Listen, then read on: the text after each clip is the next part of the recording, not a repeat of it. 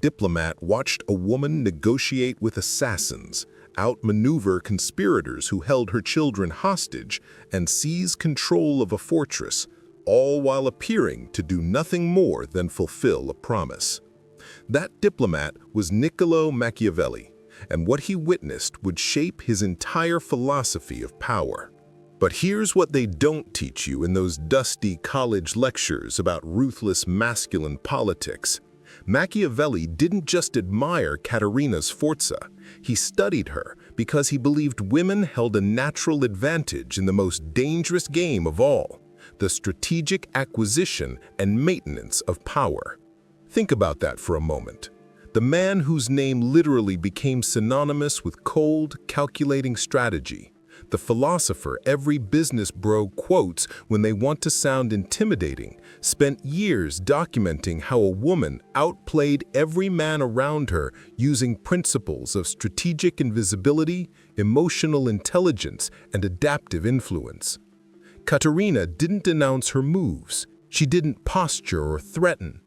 When conspirators murdered her husband and took her 6 children hostage, demanding she surrender the fortress of Ravaldino, she calmly promised to negotiate. They believed her because she left her children as collateral. Once inside those fortress walls, she refused to leave, effectively holding the entire stronghold against them, while her enemies stood outside with nothing but empty threats and screaming children they couldn't actually harm without losing all leverage. This wasn't brute force. This was strategic genius operating at a level most men couldn't even perceive, let alone execute. And yet, everything you've ever learned about Machiavelli paints him as the prophet of aggressive, masculine power plays. The Prince gets taught as a handbook for ruthless domination, as if power only flows through intimidation and force. But that's the cultural mythology, not the philosophical reality. Machiavelli was observing power itself, and power, as he documented repeatedly in his writings, operates most effectively through what he called fortuna, the adaptive, flowing, circumstantial intelligence that responds to environments rather than trying to dominate them through rigid force. He explicitly contrasted this with virtù, the masculine principle of direct action and forceful will. And here's what centuries of male scholars conveniently ignored. He observed that fortuna, feminine strategic intelligence, consistently outmaneuvered virtù when wielded by women who understood its nature. The Renaissance was full of these women. Catherine de' Medici shaped French politics for decades while everyone believed her sons held the power. Isabella d'Este ran Mantua so skillfully that neighboring states negotiated with her instead of her husband. These weren't women working within the system men created. They were strategic architects who understood something the men around them couldn't grasp, that invisible influence is the highest form of power, and the person who appears to be doing nothing while shaping everything is the one truly in control. But if women are naturally superior strategists, why do you feel powerless in your relationships? Why does every interaction feel like you're fighting for basic respect, while he seems to effortlessly set the terms? The answer isn't what you think, and it starts with a deliberate lie you've been taught since childhood. That lie I mentioned? It's this: that strategic thinking in relationships makes you manipulative. Meanwhile, he's been strategizing since the first date, and society calls it game. Think about the language. When a man maintains mystique, keeps his options open, and strategically times his communication, we call it having an abundance mindset. We say he's confident, that he knows his worth, that he's protecting his peace. Entire industries exist to teach men strategic relationship management, from managing frame control to implementing push-pull dynamics to maintaining scarcity value. But when you, as a woman, consider applying even 1/10 of that strategic intelligence, suddenly it's manipulation. Suddenly you're cold, calculating, playing games. Suddenly, you're the problem. You've been taught that explaining yourself endlessly is authentic communication. He learned that mystique is power. You've been told that being immediately vulnerable shows emotional maturity. He learned that strategic reserve creates attraction. You were raised to believe that accommodating his needs demonstrates your relationship commitment.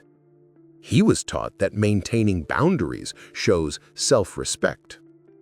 Notice the pattern? Everything that builds power in his hands gets reframed as a character flaw in yours. This isn't accidental, and it didn't start yesterday. This is 500 years of deliberate strategic castration dressed up as virtue. During the Renaissance, that supposed golden age of human potential, young men from wealthy families studied texts like The Prince in universities. They learned political strategy, influence techniques, the art of appearing one way while being another. They were taught that power operates through perception management, that strategic timing matters more than raw force, that the appearance of virtue serves better than actual virtue when wielded skillfully. The Book of the Courtier, written by Baldassare Castiglione in 1528, taught men how to master sprezzatura, the art of making strategic moves appear effortless and natural. It was essentially a 500-page manual on sophisticated manipulation, rebranded as refinement. And what were women taught during this same period? Courtesy books that read like instruction manuals for strategic incompetence. They learned needlework. They studied how to be modest, submissive, charming without being bold, engaging without being forward. Castiglione's own section on court ladies emphasized that women should always be submissive, charming, and affable, anxious to please. Not one word about strategic thinking. Not one chapter on protecting your interests. The entire educational framework for Renaissance women was designed to produce strategically blind players in a game where everyone else could see the board. The worst part? They called this virtue. They told women that strategic transparency was moral superiority, that endless accommodation was love, that sacrificing your position for his comfort was feminine grace. It was brilliant, really. Convince half the population that power dynamics don't exist while training the other half to exploit them, then act shocked when the game produces predictable results. And here you are, centuries later, still playing by their rules. Have you ever explained your feelings for 45 minutes while he responded with, "I don't know," 3 times before checking his phone? Have you ever made yourself completely available while he remained mysteriously busy, then wondered why his interest faded the moment you became predictable? Have you ever laid out exactly what you needed from the relationship, provided a clear roadmap for his behavior, then watched him ignore every word while continuing to do exactly what served him? That's not communication failure. That's strategic inequality. You're trying to win a chess match after they convinced you the rules were checkers. Every relationship book written in the last 30 years has sold you the same lie with updated language. Be vulnerable immediately. They call it emotional availability. Explain your needs clearly. They call it healthy communication. Make him your priority. They call it showing investment. Meanwhile, his absence gets reframed as having purpose. His inconsistency becomes mysterious and attractive. His strategic distance gets labeled as confidence worth pursuing. The same culture that calls you needy for wanting commitment celebrates his taking time to be sure, The same society that labels you manipulative for having standards praises his knowing what he wants. The same dating experts who tell you to be an open book teach him that mystery creates desire. At every turn, you're handed strategic suicide disguised as relationship wisdom, while he's getting the playbook to chess. This isn't about one failed relationship or one man who didn't choose you. This is about a systematic educational gap that's been maintained for 5 centuries, repackaged for each generation with new vocabulary but the same fundamental power structure. Renaissance men studied Machiavelli, while Renaissance women learned embroidery. Modern men consume strategy content, while modern women get told to just communicate better. The cost isn't abstract. It's the relationship where you gave everything while he strategically withheld until you had nothing left to negotiate with. It's every boundary you failed to maintain because enforcing it felt like manipulation. It's the self-respect that eroded one strategic concession at a time because you were operating on transparency while he was operating on tactics. It's arriving at 35 or 40 and realizing you've been playing a game you didn't even know existed, and everyone's shocked you didn't win. But this strategic castration didn't happen by accident. There's a 500-year history of teaching men Machiavelli while teaching women to be transparent, accommodating, and strategically blind. Let me show you what they deliberately kept from you. Here's who Machiavelli actually was. A mid-level diplomat who watched a woman defend a fortress better than any general he'd ever seen, and spent the rest of his life trying to explain her genius to men who couldn't comprehend it. Niccolo Machiavelli was born in Florence in 1469 and served as second chancellor and secretary to the Republic of Florence from 1498 to 1512. He wasn't a prince. He wasn't a general. He wasn't even particularly powerful within his own government. He was an observer, a diplomatic functionary sent to watch negotiations, study rulers, and report back on what actually worked in the messy reality of Renaissance politics. And what he observed, again and again, was that the rulers who succeeded weren't the ones using brute masculine force. They were the ones wielding strategic invisibility, adaptive influence, and emotional intelligence. Principles he watched female rulers execute with devastating effectiveness. Caterina Sforza was the woman who changed everything for him. Between 1498 and 1499, Machiavelli met with her multiple times as a Florentine ambassador after her husband's assassination. He watched her turn a hostage situation into a power play when conspirators held her 6 children, threatening their lives to force her surrender of the fortress of Reveldino. She promised to negotiate, left her children as collateral, entered the fortress, and then refused to leave, effectively calling their bluff while holding the military advantage. It was strategic genius operating at a level that conventional masculine politics couldn't touch. Machiavelli wrote about her with clear admiration in multiple works, documenting her strength and political skills as exemplars of effective power. This observation formed the core of his most revolutionary concept, the distinction between virtù and fortuna. Virtù, often mistranslated as virtue, actually means masculine force, direct action, the rigid application of will. It's the battering ram approach to power. Fortuna, which he explicitly characterized as feminine, represents adaptive intelligence, strategic flexibility, the ability to read circumstances and flow with them while shaping outcomes invisibly. And here's what makes this crucial.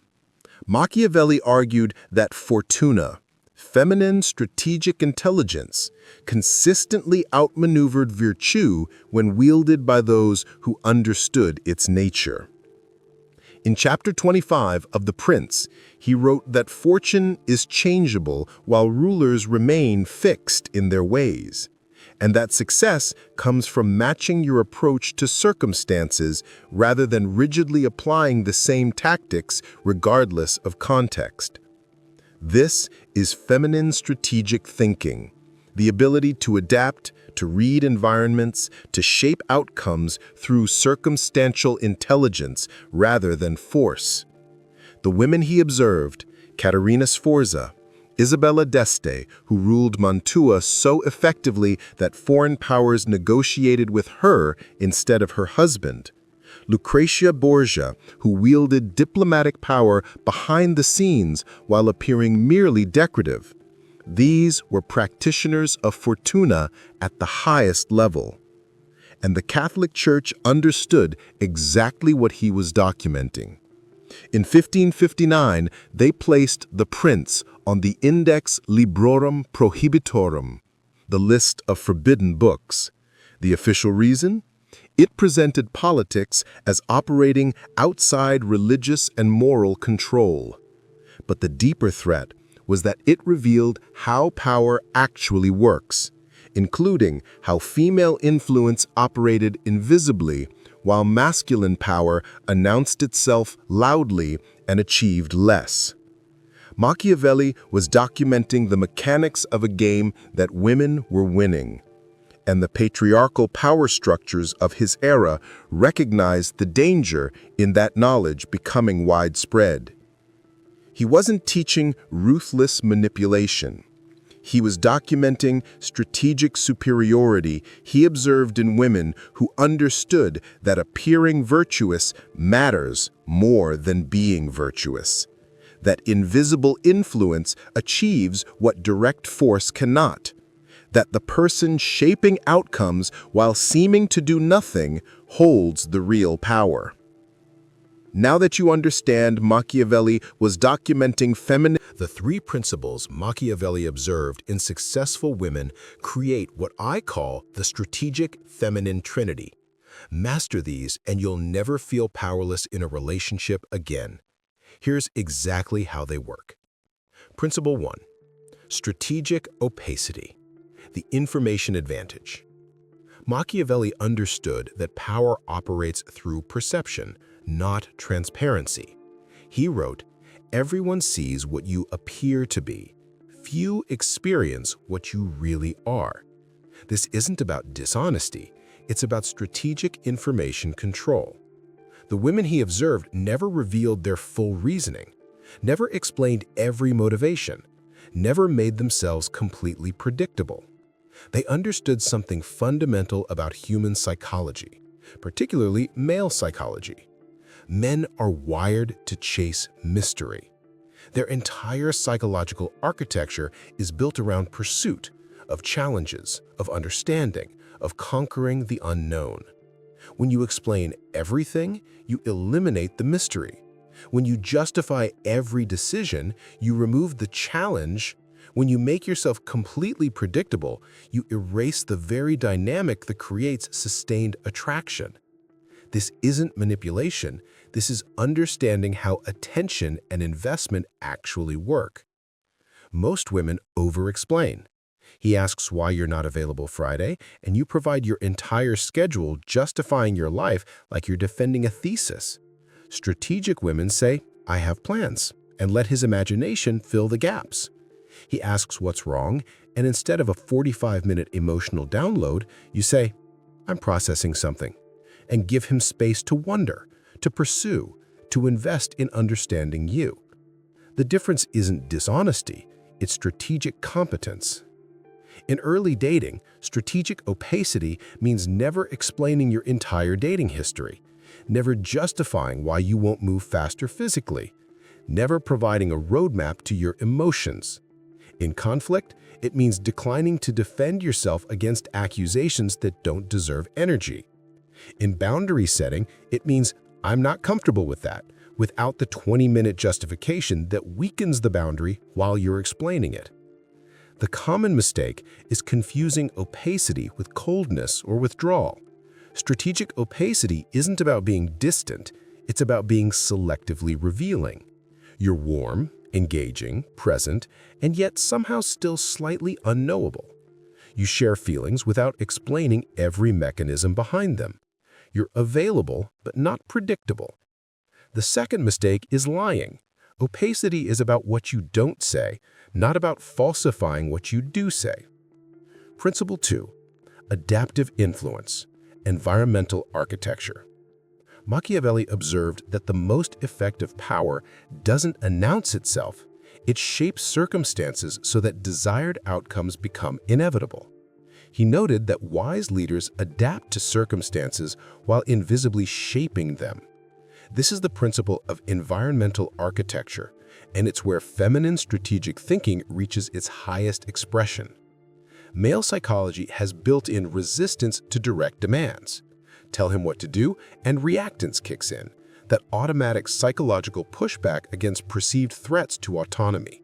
This is why nagging fails, why ultimatums backfire, why direct confrontation often produces the opposite of what you want. But indirect influence, shaping the environment so your preference becomes the path of least resistance, bypasses this resistance entirely, because he experiences it as his own choice. Adaptive influence operates through strategic availability and environmental design. You don't demand he spend less time gaming, you become so fascinating that gaming feels boring by comparison. You don't tell him to be more ambitious, you suddenly celebrate ambition in others around you while remaining mysteriously unimpressed by stagnation. You don't explain why his friends are a bad influence, you become selectively unavailable when those friends are around and fully present when he makes better choices. This is choice architecture applied to relationships. You're not controlling his decisions, you're making the decisions that serve the relationship easier and more rewarding than the ones that don't. It's strategic, yes, but it's also deeply respectful of his autonomy. He's still choosing. You're just ensuring that the choice that works for you also feels most natural to him. In shaping relationship progression, this means creating contexts where emotional intimacy happens naturally, rather than demanding vulnerability. In changing behavior, it means reward systems, enthusiastic appreciation when he does what works, subtle withdrawal of attention when he doesn't.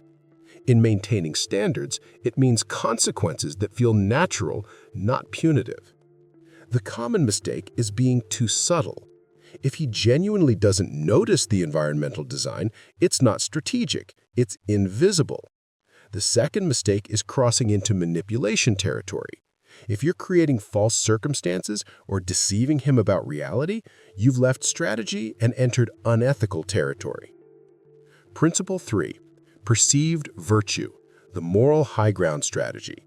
Machiavelli's most controversial insight was that appearing virtuous matters more than being virtuous when it comes to maintaining power and influence. He advised that a prince should strive to appear merciful, faithful, upright, and kind, whether or not they actually were. For women in relationships, this principle translates to maintaining an unimpeachable reputation that gives you freedom to act strategically without suspicion. When your character is above reproach, boundaries don't come across as difficult, they come across as standards. When your behavior is consistently classy, your strategic withdrawals read as self-respect, not game playing. When you maintain perceived virtue, you can enforce consequences without being labeled crazy, set standards without being called high maintenance, and act strategically without triggering his defenses. This is why you never badmouth his ex, even when she's objectively terrible. Your unimpeachable brace makes you the obvious superior choice without you having to say a word. This is why you don't compete visibly with other women.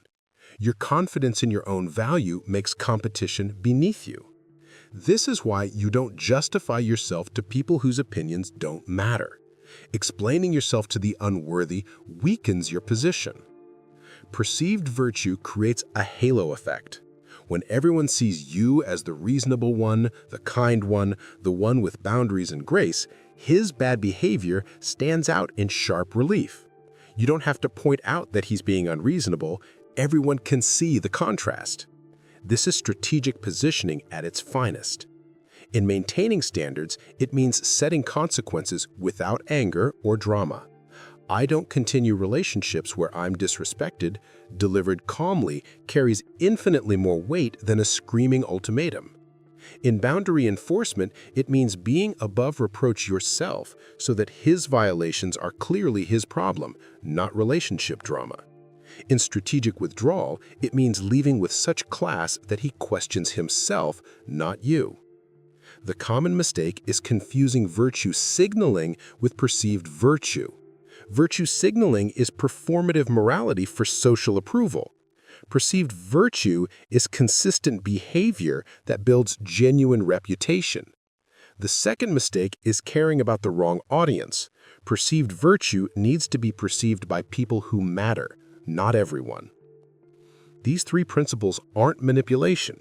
They're strategic competence in a game that men have been playing consciously or unconsciously for centuries. You're not becoming calculating, you're becoming competent. You're not losing authenticity, you're gaining agency. Every woman who masters these three principles reports the same shift. Suddenly, they're not fighting for basic respect. Suddenly, boundaries hold. Suddenly, they're the prize being pursued rather than the one doing emotional labor while hoping he'll notice. Strategic opacity controls information flow. Adaptive influence shapes outcomes invisibly. Perceived virtue gives you moral authority to act strategically. Together, they form the strategic feminine trinity, principles Caterina Sforza used to defend fortresses, that Isabella d'Este used to rule Mantua, that Renaissance women deployed while men believed they held the power. These three principles aren't theory, they're practical tools. But knowing them intellectually isn't enough. Let me show you exactly how to implement them starting today, even if you've been strategically transparent your entire life. You now understand the philosophy. Here's your exact implementation protocol, designed for women who've been strategically transparent their entire lives and need a bridge to Machiavellian mastery. Start with strategic opacity because it delivers the highest return on investment with the lowest risk. This principle alone will shift how he perceives and pursues you, and it's the easiest to implement immediately because it's about what you don't say rather than complex behavioral choreography. Your 7-day starter protocol. Days 1 and 2 are your audit phase. Pay attention to every time you over-explain, justify your choices, or provide information nobody asked for. Notice when you defend yourself against implied criticism. Count how many times you respond to "what's wrong" with a full emotional inventory. Just observe without judgment. You're gathering data on your current transparency patterns. Days 3 and 4 begin practicing information control in low-stakes situations. When someone asks your weekend plans, give the headline without the itinerary. When he texts asking what you're doing, respond with simple presence, catching up on some things, instead of your detailed schedule. Practice the 3-second pause before answering questions about your availability. Even if you know you're free, pause. Let him wonder for 3 seconds whether he's competing for your time. Days 5 through 7, implement your first adaptive influence experiment. Identify one behavior you'd like to see more of from him. Then become enthusiastically responsive when he does it. Don't explain why. Just light up when he demonstrates initiative, ambition, consideration, whatever quality you value. Simultaneously, become slightly less available when he demonstrates the opposite. Not punitive, just mysteriously busy. Calibration by relationship stage. If you're early dating, implement all 3 principles immediately. You're building the foundation, and strategic competence from day 1 sets the entire dynamic. If you're in an established relationship, start with strategic opacity only. Suddenly becoming completely different triggers suspicion, but gradually reducing your over-explaining reads as growth, maturity, developing stronger boundaries. Obstacle preemption. You will feel guilty the first 5 times you practice strategic opacity. That discomfort isn't evidence you're doing something wrong, it's conditioning dying. You've been taught that strategic thinking makes you manipulative, remember? This guilt is the same discomfort you'd feel breaking any ingrained pattern. Sit with it. It passes. You might overcorrect into coldness.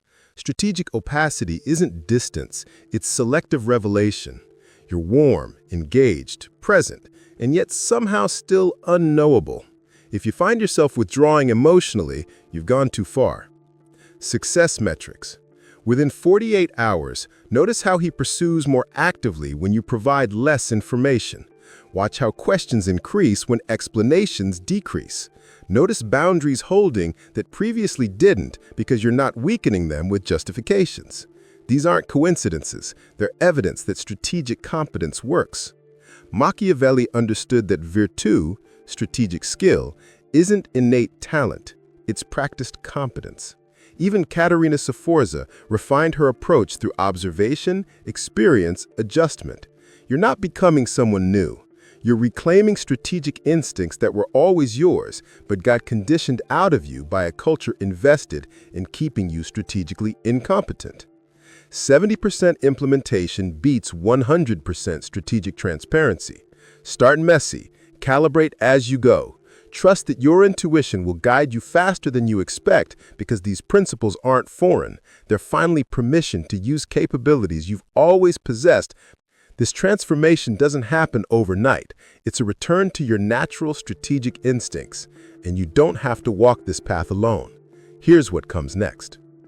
You now have access to the same strategic framework Renaissance women used to shape kingdoms that modern women have been deliberately denied. You're no longer strategically blind. You understand the 3 principles Machiavelli observed in powerful women: strategic opacity, adaptive influence, perceived virtue. You know why you felt powerless. It wasn't personal inadequacy, it was systematic strategic castration disguised as feminine virtue. Only 2% of women understand Machiavellian relationship dynamics. You're now part of an elite lineage, from Caterina Sforza defending fortresses to modern strategic women reclaiming their birthright.